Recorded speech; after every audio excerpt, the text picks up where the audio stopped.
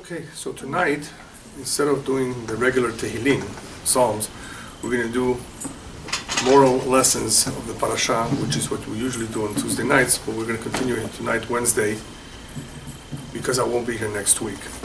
So tonight we'll be discussing Parashat Korach. Korach is known for the machloket, for the divisiveness.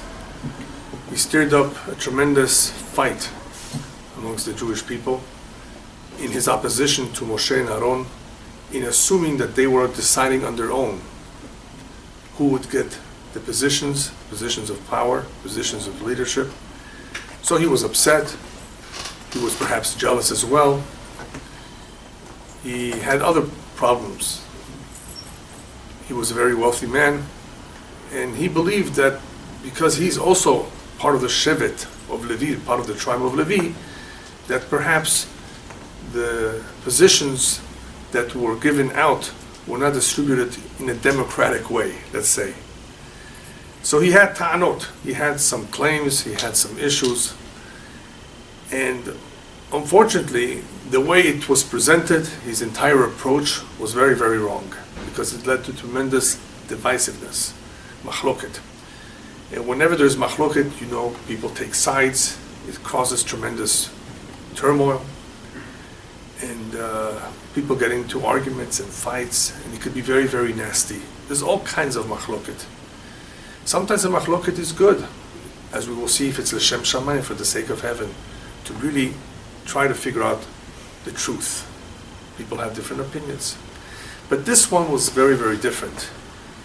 It was a very, very ugly machloket that led to Korach and his congregation being swallowed into the ground. If you read the story, I'm not going to go into all the details, how this was a clear sign from Shamayim, from heaven, that Hashem was very, very unhappy with this whole thing, and obviously Korach was wrong. Otherwise that wouldn't have happened to him.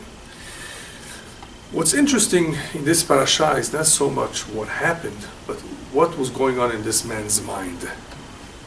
We're talking about Korach, the tribe of Levi. He was a learned man, he was a wise man.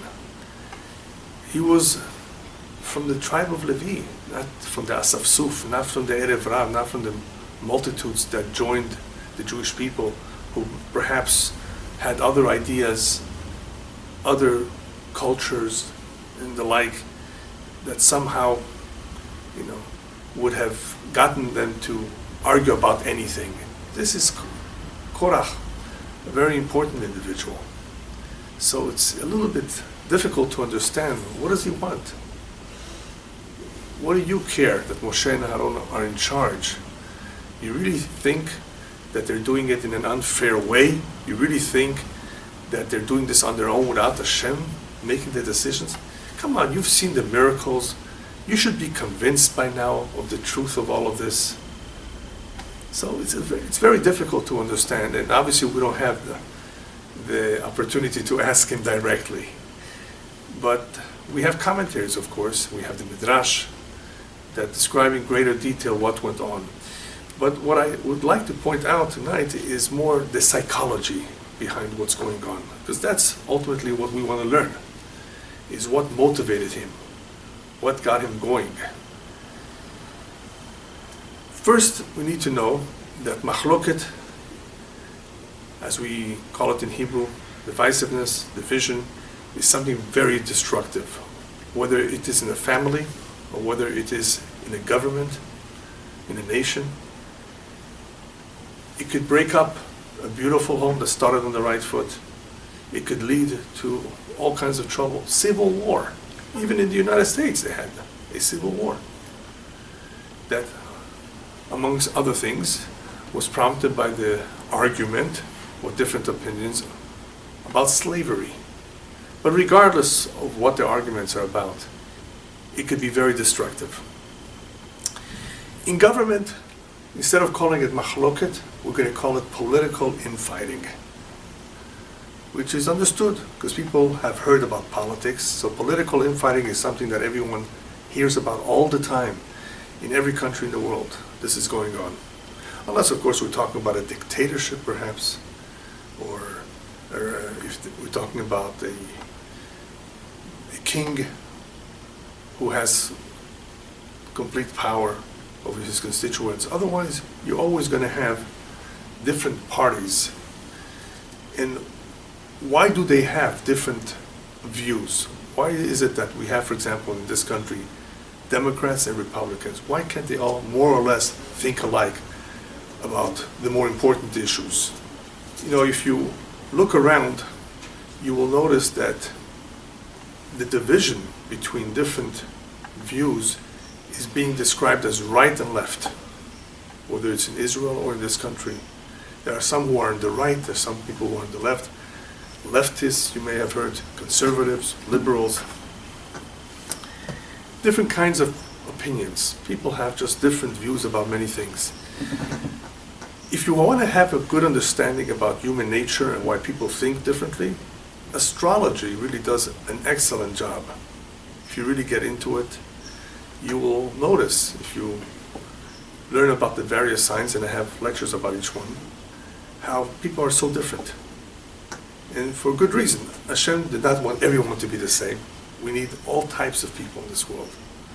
We need different abilities that people have and can contribute in different ways. There's not one person that can do everything. You have a man and you have a woman, and they complement each other. So certain views, even though they're different, they can be somewhat compatible and they can get along, and each one can complement the other. Doesn't mean that the two of them are going to be right at any given time. But it's good to hear different sides in order to arrive at what is best for the circumstances. Because sometimes a particular view could be acceptable at a certain time, and a different view acceptable at another time, depending on the circumstances. So it's good if there is discussion, and it's done in a diplomatic way, in a pleasant way, without too much argument. The two respect each other. So in astrology, you actually can get to see a great deal of these differences. Differences in mentality, differences in how people see life, what is important to them, how they go about doing certain things. And the same is true in psychology. If you learn some psychology, you will also see that there are methods of how we can figure out people, what their preferences are, how they see things. And we realize after learning all that there's different ways of looking at certain things. But the moment we say there are different ways of looking at certain things, does that mean they're all right? How could we know the truth? It's not possible that they are always all right. Well, sometimes it is possible that the two opposing sides are both right, and we're going to talk about that, when that is possible. But generally speaking, it is difficult to know. There is definitely one that is more correct at any given time, but it is difficult to know. How therefore do they decide in governments what to do with all these differing views? They go by the majority. Well, that's good, that makes some sense. The majority rules. Another possibility is you compromise. It could be that the two views are somewhat close to each other, and we go with something in between the two of them. That's very, very nice. A compromise is always something that is welcome, the healthiest thing to do. The situation, however, becomes a lot more serious when, besides people being different because of their background, because of astrology, because of all kinds of reasons, including education, it becomes more complex and more difficult and more challenging as a result of what they call in psychology cognitive bias. I'm not going to get into too deeply into what that means, but the word bias you do recognize. There are certain biases. This particular bias, or this category of bias, I should say, is basically when people are not being completely objective. And that's a shame, because if people are not going to be objective, it's going to be very difficult for them to accept even something which is logical and reasonable, because of some bias that they have, cognitive bias inside of them, which leads them to have automatically, by nature, certain preferences and it limits the ability of them seeing the entire picture. Because if somebody would be able to see the entire picture, and he would use logic, he would come to a different decision, different conclusion. But because of their cognitive bias, they're somewhat limited in being able to see the entire picture. So they're not being completely objective. Well, when somebody's not going to be completely objective, then he's going to continue to argue his point without even giving himself a chance to accept that somebody else may be right. And that is where things become more and more difficult. The two sides are not able to get along. The Torah was given to us, the Jewish people, for this reason too. There are other reasons why the Torah was given to us. Hashem wants us to lead our life guided by the Torah. But one idea behind this Torah is it's a map on how to live our life. And it makes it easy in many ways because it tells us right from left, right from wrong. So it makes it easy. You would think it makes it easy.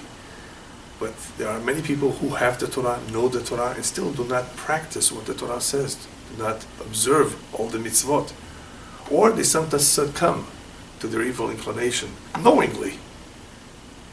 Or, if they're ignorant, unknowingly, that they're doing something wrong. The Torah, therefore, would make it easy for people, if they wanted to follow the Torah, as to what to do in certain situations. So, on the one hand, it would be easy.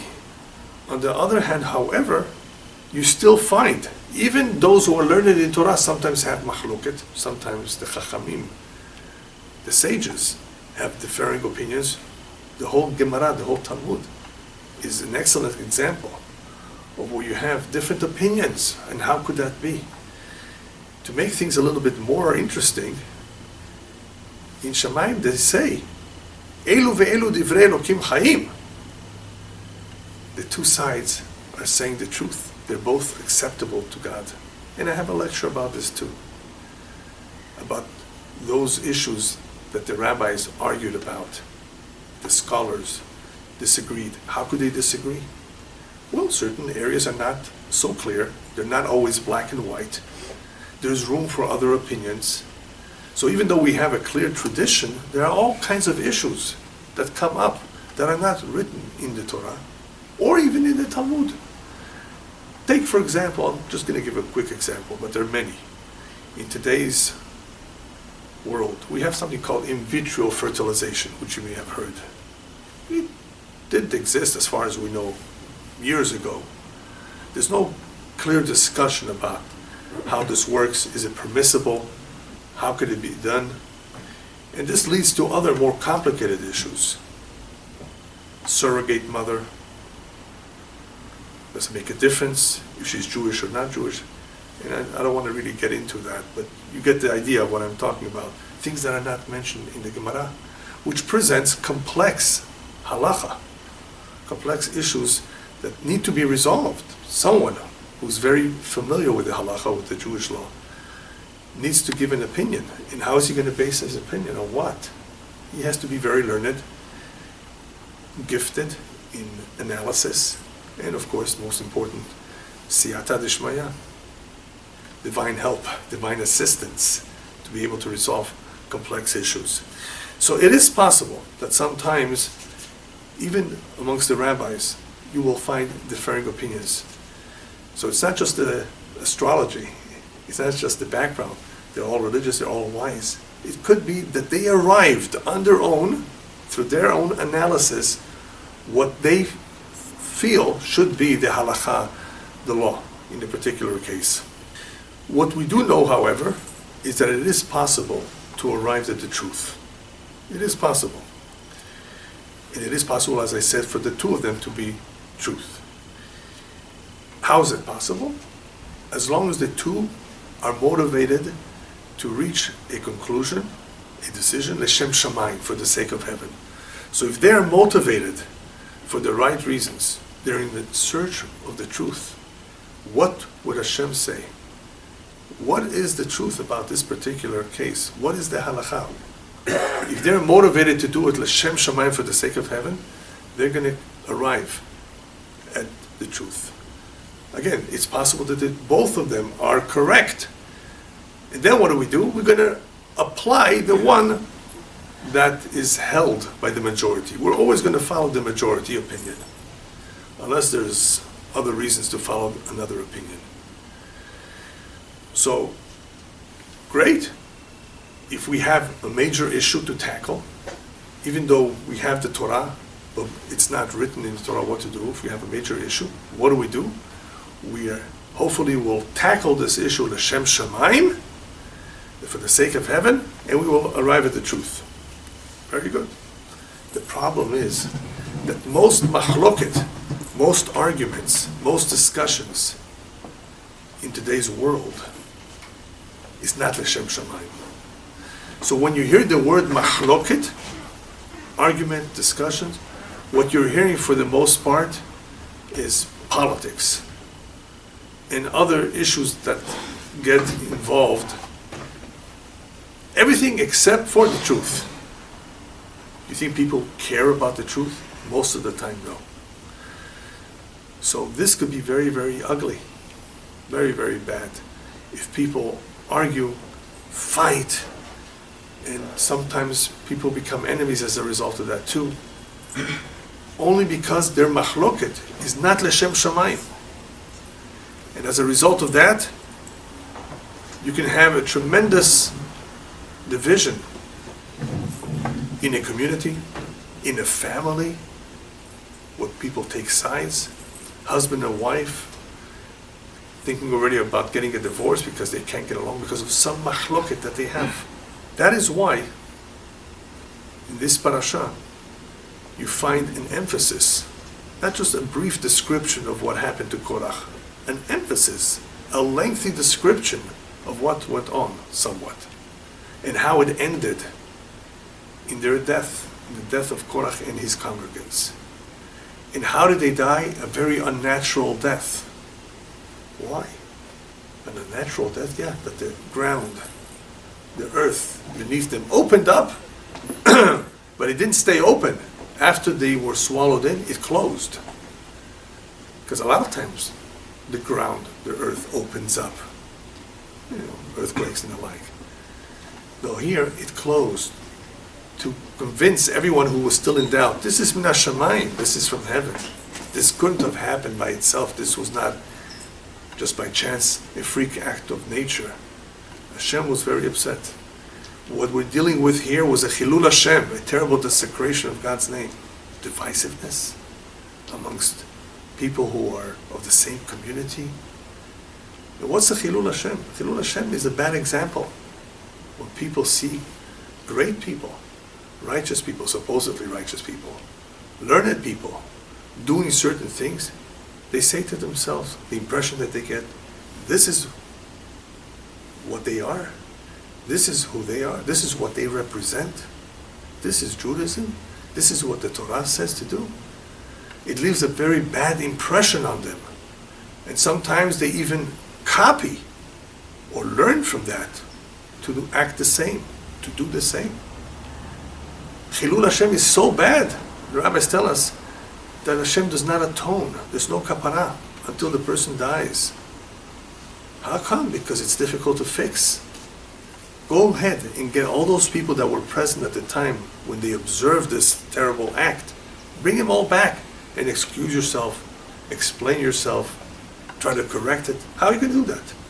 The impression was made. And therefore, rabbis tell us, Chilul Hashem, for the sin of desecrating Hashem's name, especially in public, there is punishment in this world. They don't wait for the world to come. Even in this world, the person is going to pay for it somehow, at some point of his life. And this is true even if he did it bishgaga, even if he did the Chilul Hashem unintentionally. Chilul Hashem, you have to be very careful. It's a very, very serious sin. But what can we do? This is what happens when people get involved in machloket. And they shouldn't. Many times they don't have to. Don't get involved in a fight that is not yours. The more so, obviously, if it's not yours. Don't get involved. As Shlomo Melech says, it's like holding onto the ear of a dog. He's going to bite you. You get involved, this is not your machloket. Stay out. But why do people not argue L'Shem Shamayim? Why is it difficult for them not to argue L'Shem Shamayim? Why should it be difficult? L'Shem Shamayim is the ultimate thing you want to do for the sake of heaven. People have a hard time doing it because of what we just said, cognitive bias. An easier word for that is called negiut. People have some sort of interest. People are either related, or some bias. So whenever there's a little bit of a bias, any type of bias you want to call it, that interferes with one's best judgment. So to do something L'Shem Shamayim is difficult, unless one is very, very strong about that. Most people are not. They have that bias in them. That's human nature. We're going to talk about towards the end how to overcome that, of course. But in order to understand how people get into arguments, choose sides, even though they're completely wrong, is because of that bias. Very simple. Family. You know, he's your brother. He's your cousin. He's your good friend. Regardless, that already blinds us sometimes from judging the situation properly.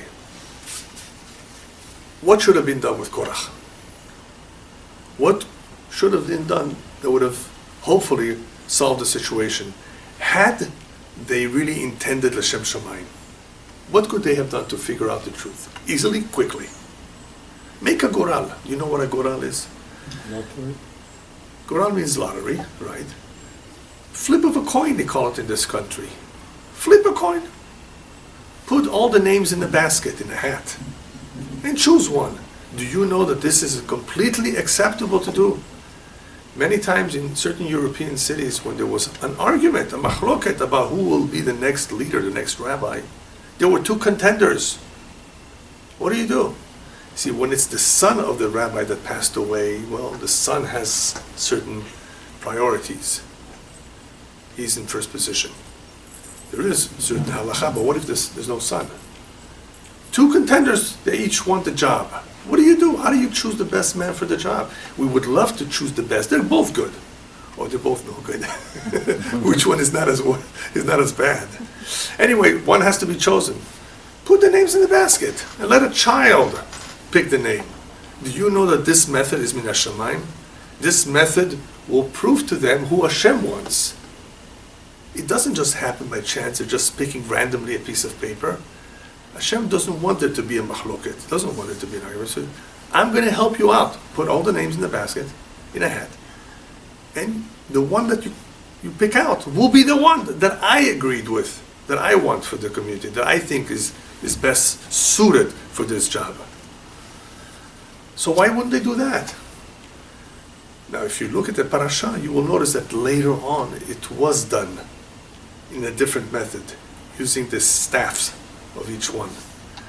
The one that blossomed, remember, with the flowers, that will be the one that Hashem chose. But it's interesting why that wasn't done in the first place. Stop the whole machloket, just take the staffs of each one. Let's see who Hashem chooses. A goral, pick a name, and that will tell you who Hashem was. The Satan is not going to allow it to happen. People are going to say, no, that's not acceptable for me to do. Why not? This is completely acceptable. When people have differences of opinion, we don't know who to choose. This is the way to do it. A lot of people would go along with that. Here, the Satan would never have allowed it to happen in the first place. They were so upset. They weren't thinking straight. What did we say before? They were not being objective. So to do something like that which would have been a quick fix, a quick solution, they didn't even think of it. And if he would have suggested, they wouldn't have accepted possibly. Why not? The Satan is involved. And that's a very important idea that people have to remember at all times. When there's machloket, there's a greater than 90% chance that the Satan is fomenting this machloket. He's stirring it up. The Satan, the evil inclination. He wants them to break up. He wants them to fight. Satan would not have allowed a simple solution like a Goral to solve their problems. Yes, whatever the Goral says is Hashem's wishes, and we'll go along with it. No. People, because of their interest, because of their bias, because of their jealousy, they can't see straight. They can't be objective. So how do we know Korach was not doing what he was doing? He was not saying what he was saying L'Shem Shamayim. What proof is there? Besides the fact that he didn't want to go down. Besides that he would not have accepted that method. Where can we see it in his character, perhaps? The rabbis tell us, how do you recognize an individual? Is there a way that you can tell what he's all about? You want to be his partner. You want him as a son-in-law. You want to be his friend, but you want to get to know him a little bit better. Is there any way that you can get to know him without spending years with him? The rabbis tell us, Adam nikar bikiso bekoso bekaaso. You can recognize someone by analyzing the following three things: his pocket, the cup, and his anger. What does that mean? You can recognize someone through his pocket in money matters. Is he stingy or not? Does he argue about money? Is he honest? Does he pay on time? Is he pressured when people ask him for money? Anything that has to do with money, observe a person's reaction in this particular area. You get to know a lot about him. So that's one area, bekiso, through his pocket, meaning money matters. Through how he handles money matters, there's a lot you can tell about him. Koso, through the cup, how he drinks. Talk about alcohol now. Does he drink a lot? What does he say when he gets drunk? How often does he drink? It tells you something about the individual.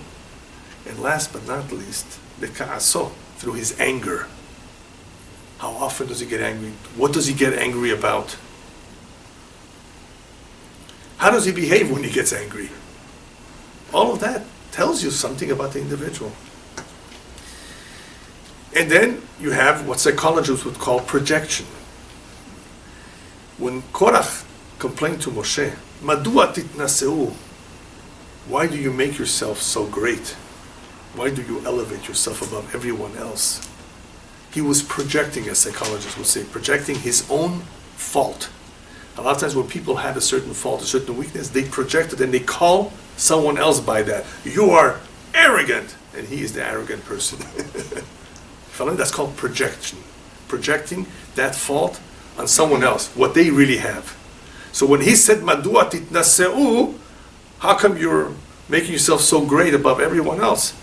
He was basically pointing that he's an arrogant individual. He's the one that's elevating himself. So we have enough clues now. I didn't analyze how he drinks. I didn't analyze here necessarily other facets of his personality, but there's definitely a lot to observe. His anger. And even his pocket. He was a very wealthy man. He was maybe a little greedy too. Maybe all that money got to his head. But here, projection. Look what he was calling Moshe now. Moshe is the humblest person in the world. He's projecting his own weakness, his own fault onto others. But I would like to add my own explanation as to how we can tell that this whole mahloket, this whole division was not Hashem Shamayim. It says that Korach gathered everyone, right? To make a big show, to show that it's not just him, everyone is upset. And they all came and joined him, a lot of people.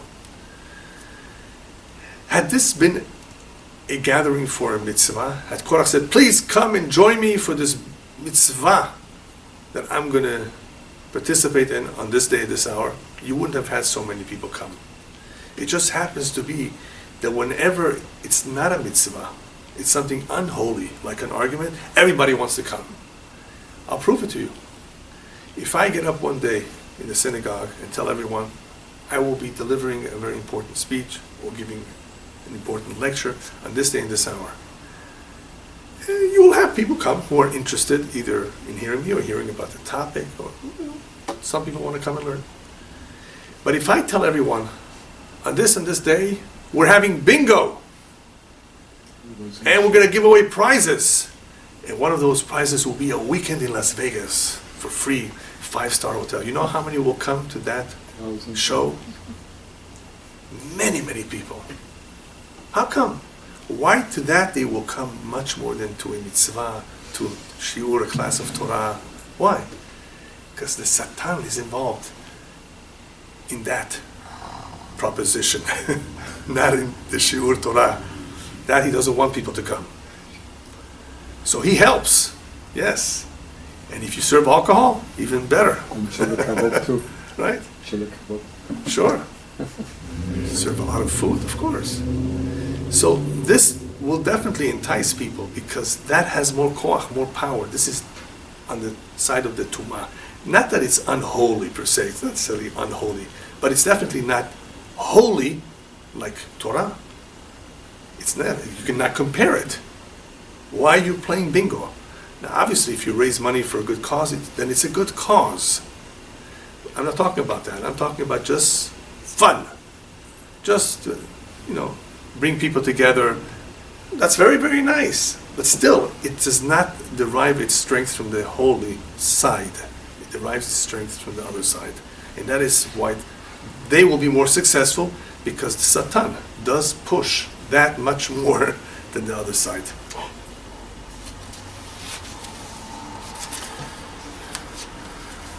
So in the end, what happens to Korach?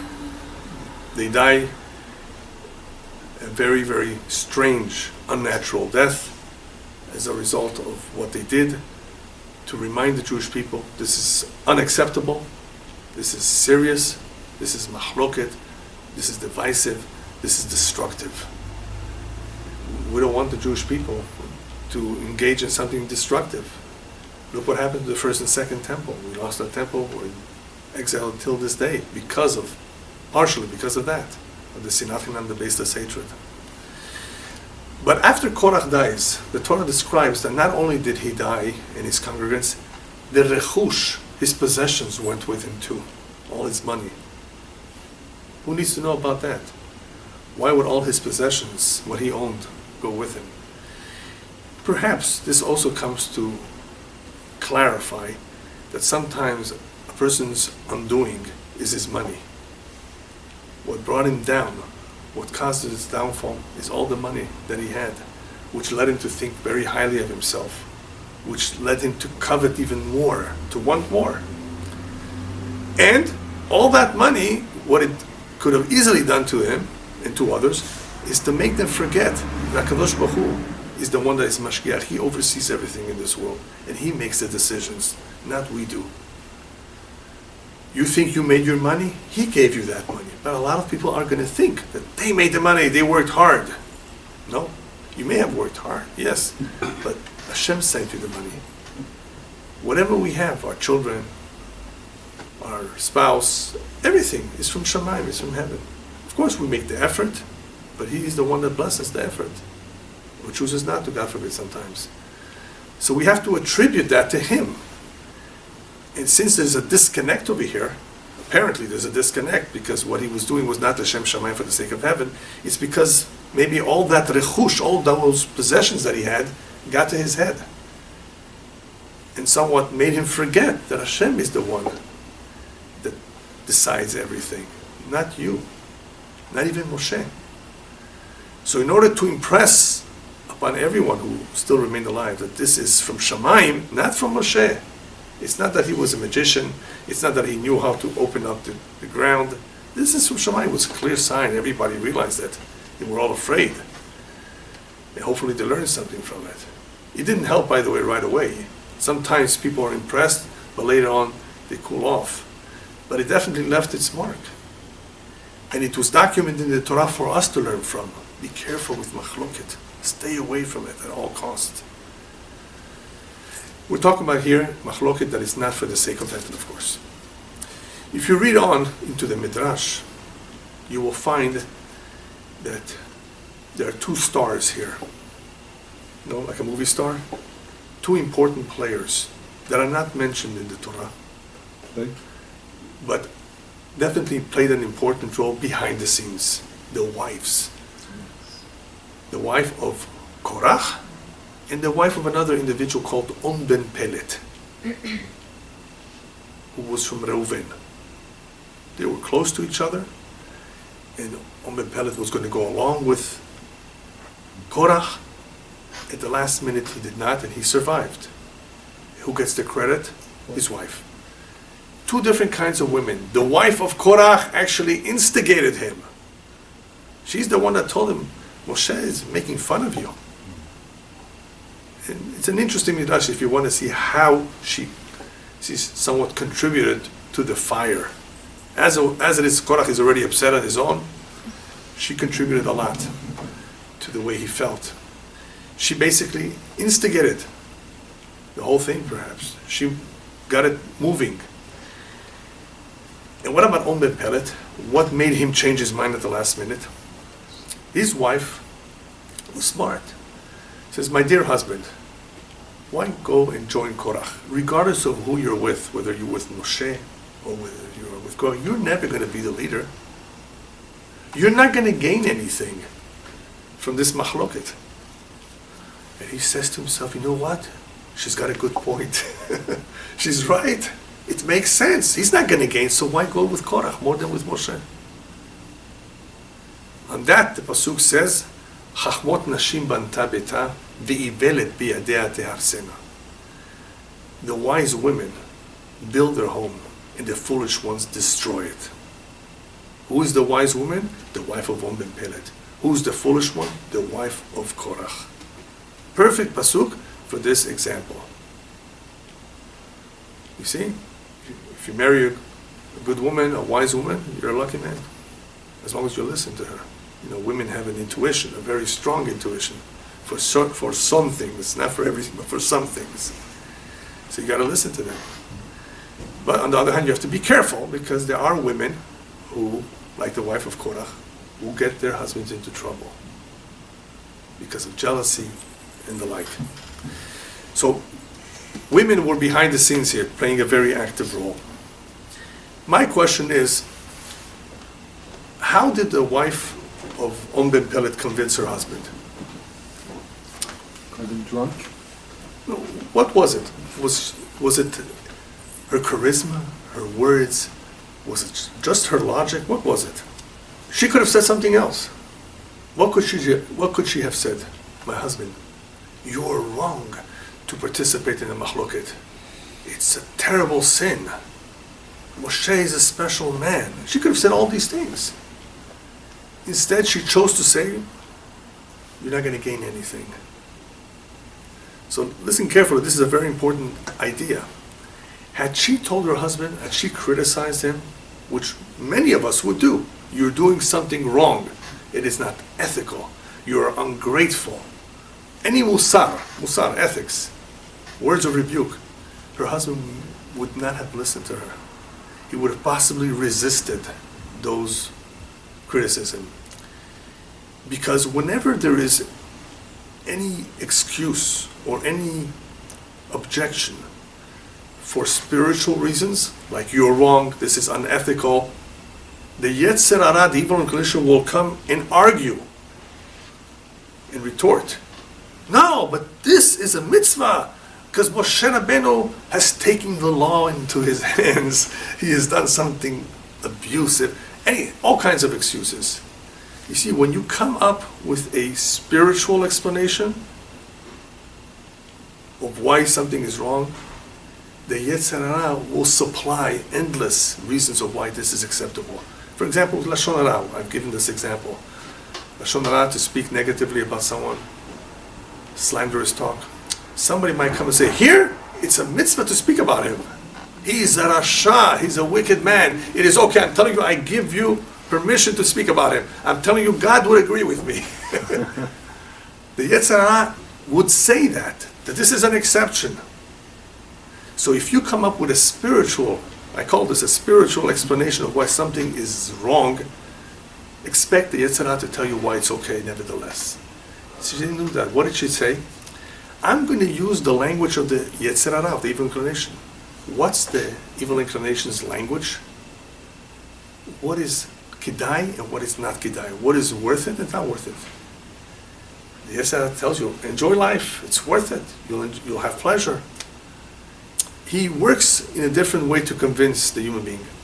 It's kidai lecha, it's worth it for you, it's okay, you'll enjoy it. I'm going to use the wife of Omer Pellet tells him, she says, I'm going to use the Yetzer Hara's language. My dear husband, lo kidai lecha, you're not going to gain anything from this, you see? Are you going to gain or not gain? No, I'm not going to gain. You see? Then why do it? Very simple. She used the language of the evil inclination. If something is worth it or not worth it. No musar, no criticism, no rebuke, because that would not have worked. What did work? The language that the evil inclination uses to convince people. It's worth it for you. And in this case, it wasn't worth it for him. How do we see the evil inclination acting this way today? Where do we see it? That he uses this language. Also a very important idea, very important point. Every day, we all have a struggle with the Yetzer Hara in different ways. One way people have the struggle is to get up early in the morning to go to pray, to go to a shiur Torah, now or later.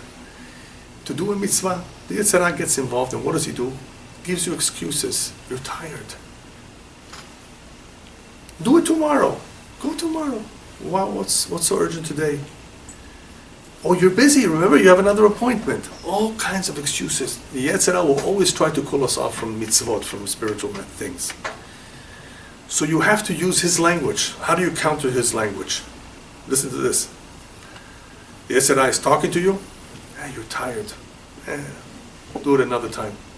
Yetzer Hara, had I been taking a flight early in the morning, you would have made me wake up several hours before so I don't miss that flight, right? You would not have discouraged me. Do it another time. You're tired. For a flight, to catch a flight, you would allow me to get up early in the morning. Had this been because of a business appointment that I have an opportunity to make a lot of money, of course you would encourage me to go. How could you not go on time? Wait a minute. Evil inclination. How come when it comes to money and when it comes to a flight, you don't discourage me? You don't come up with these excuses? There's no excuse.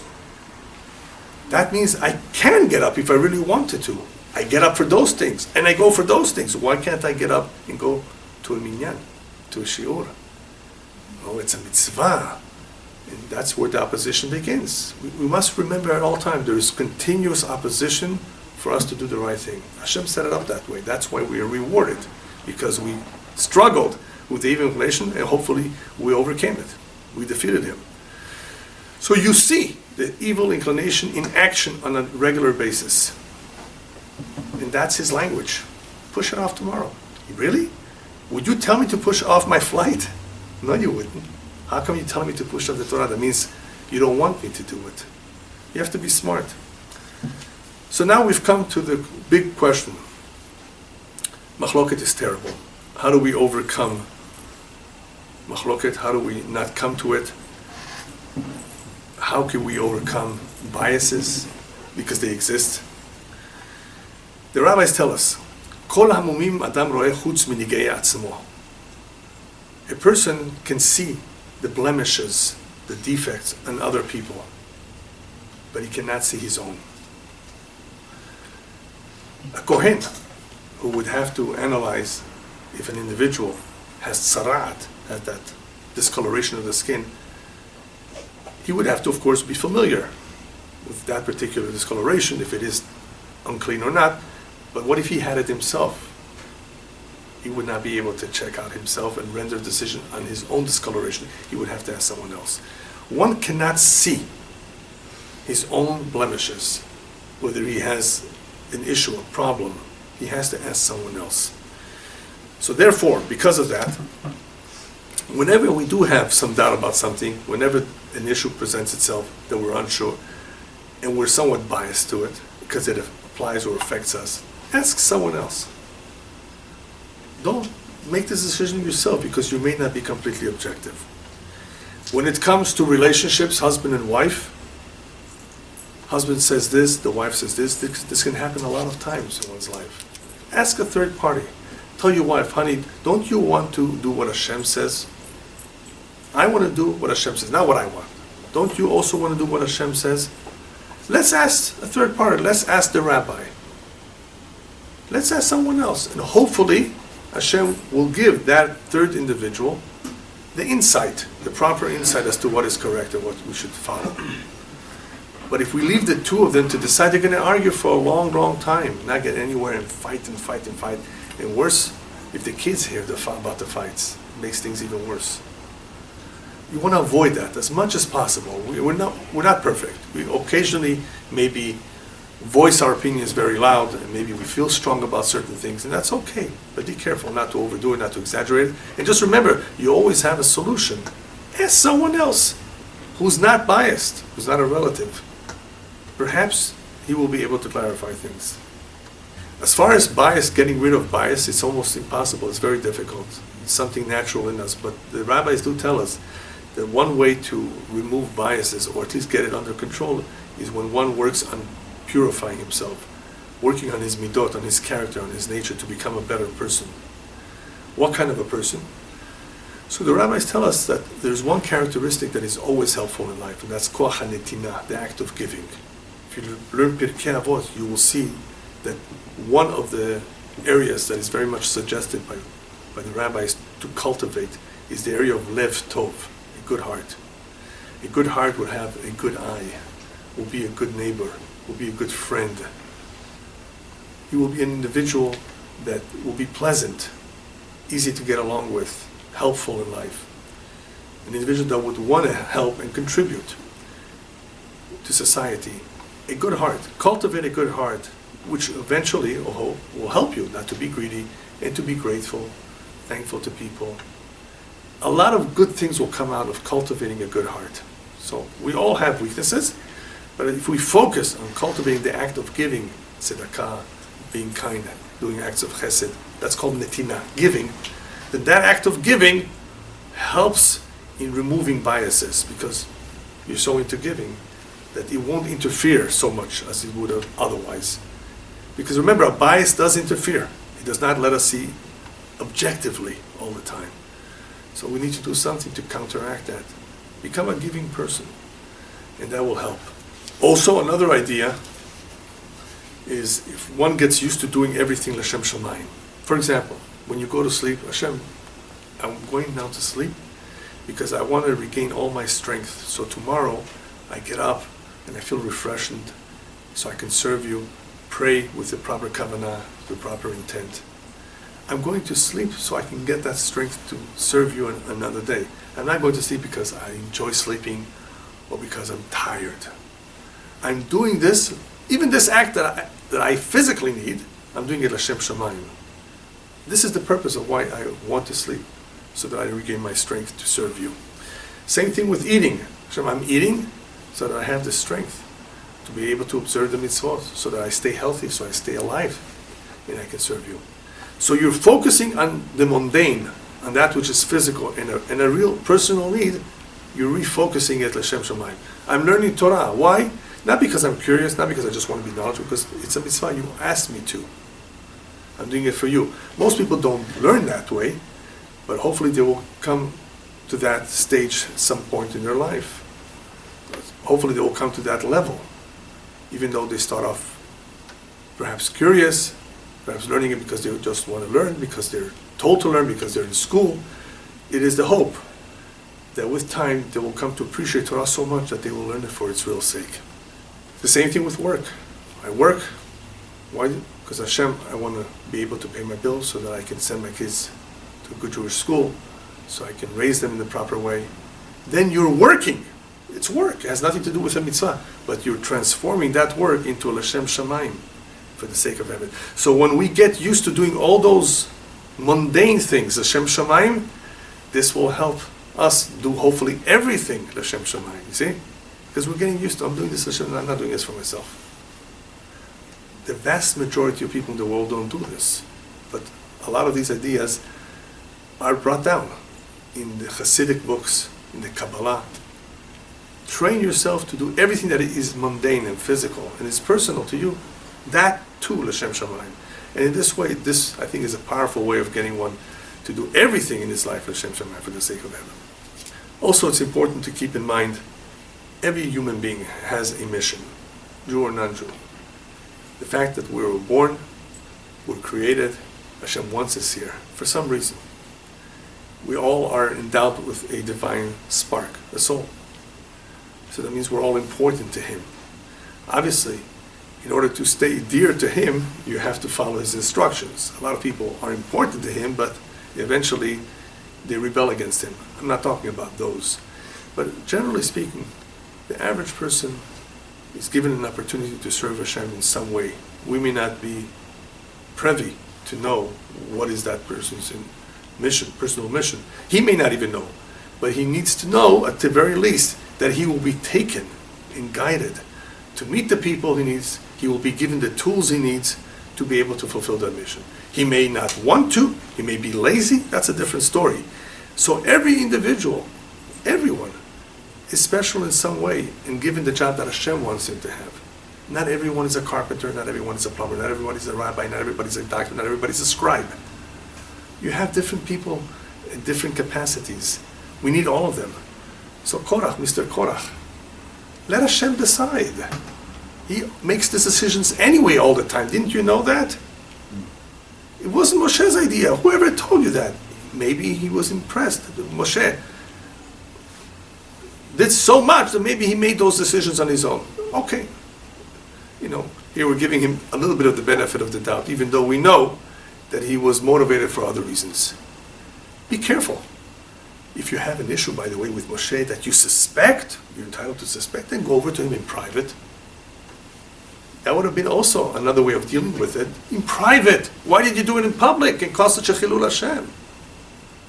You have an issue, do it in private. Husband and wife, quietly, not in front of the kids. As much as possible. Don't do things of that nature in front of the kids. We sometimes forget that. So that is why we have to continuously learn and review these points. Look what happened back then with this machloket. That was not Hashem Shamayim. So if people would convince themselves that everyone has a unique job, they wouldn't be as jealous. They would hopefully be happy for the person, as long as that person is doing his job, whatever it may be. And this is where Korach was right. Korach was right in one thing he said. Kol ha'edah kedoshim hem. They're all holy. Moshe, not only you. Everyone is holy. On that, sir, you're right. Yes, they all are all holy. But let Hashem decide. And He's decided differently. Not what you think. So just to end, people have to continuously remember this point, because you can easily forget it, especially if they are involved. Stay away from machloket at all cost, even if it means you have to pay some money to settle the case. Compromise. Avoid going to a court, if you have no choice, go to Bet Din, go to a Jewish court and settle it. If you have no choice, you can't come to some sort of agreement. But the best option is always to settle out of court, out of Bet Din. Settle the message of continue to be friends. Compromise, even if it costs you some money. The money that you will spend on the compromise is worth it to avoid eternal enmity, hatred with another human being. Who needs this? You won't be able to look him straight in the face. Avoid it even if it costs a little bit of money. A little bit. Obviously if we're talking about tons of money, it's a different story. I'm talking about a situation which can be resolved, but it costs a little bit of money. If you're part of the machloket, be careful how you conduct the machloket.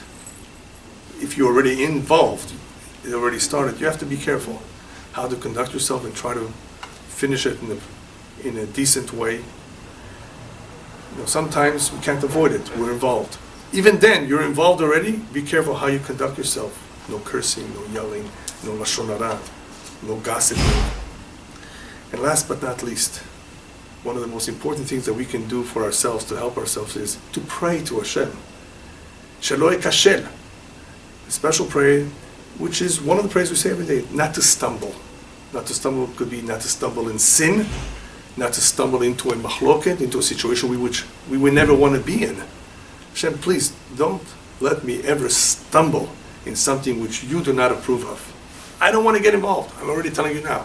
But sometimes the Yetzirah, the evil inclination, pushes us and gets us upset, and we feel that we should do something about it. And then we catch ourselves sometimes. But this is going to lead to Chilul Hashem. It's going to be a big machloket. It's going to be very, very bad. Hashem, help me. Shelo kashel.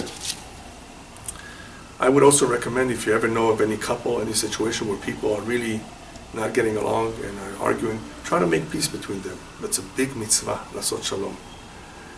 Husband and wife, people who are not getting along, people who haven't spoken to each other for a long time. Beautiful mitzvah. Very few people, unfortunately, embrace this. They don't have the time, they don't want to deal with it, or they don't know what to do. That's something else. But some people could help. At least diffuse the machloket. At least get him some help. If you can't do it yourself, get them some help. Convince them to go for help if you can't do anything about it. That is Ohev Shalom Verodef Shalom, one who loves peace, pursues peace. Put more effort into making peace than into breaking up people's lives with the machloket. By actively involving ourselves in pursuing peace, B'ezrat Hashem, we will soon merit. Hashem yaseh shalom benenu. Hashem oz lamo yiten, Hashem yavarech et amo v'shalom. Hashem will bring peace on all of Am Yisrael very soon. Amen.